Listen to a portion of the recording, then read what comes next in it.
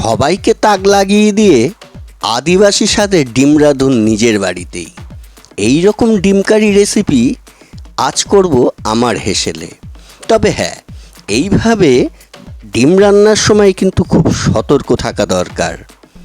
আমি বলবো ঘরেতে এইভাবে না পোড়ানোই ভালো, এতে ক্ষতি হবার সম্ভাবনাই বেশি।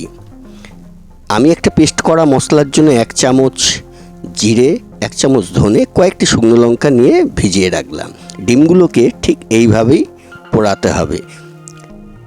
মাটি প্রলেপ ঠিক মতো না দিতে পারলে পোড়ানোর সময় ফেটে ছিটকে আসতে পারে আপনার গায়ে।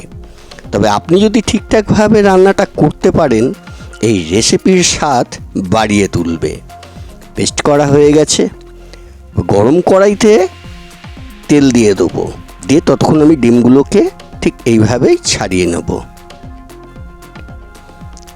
কত সুন্দর, একদম শক্ত হয়ে গেছে, ভালোই সিদ্ধ হয়েছে। একটু ধুয়ে নিয়েছি, নিয়ে এবার আমি ছাড়িয়ে নেবো এক এক করে। এগুলো হচ্ছে ডবল কুসুমের মুরগির ডিম, অস্ট্রেলিয়ান মুরগির ডিম। তেল গরম হয়ে গেছে। এবার আমি ফোড়ন হিসাবে 2টি এলাচ, 1 টুকরো দারচিনি, 2টি শুকনো লঙ্কা, 1 চামচ জিরে দিয়ে কুচানো পেঁয়াজগুলো দিয়ে একটু ভাজা ভাজা হলেই পেস্ট করা মশলাটা দিয়ে একটু কষিয়ে নেব। এবার দিয়ে দিচ্ছি কাশ্মীরি লঙ্কার গুঁড়ো, স্বাদ মতো নুন। কুচিয়ে রাখা টমেটোটা আগে দিইনি, কারণ এই টমেটোটা বেশ গোটা গোটা থাকলে পরে ভালো লাগবে। জলটাকে ফুটিয়ে রেখেছি উষ্ণ জল দিয়ে। এবার এটাকে খুব ভালো করে রান্না হতে দেব।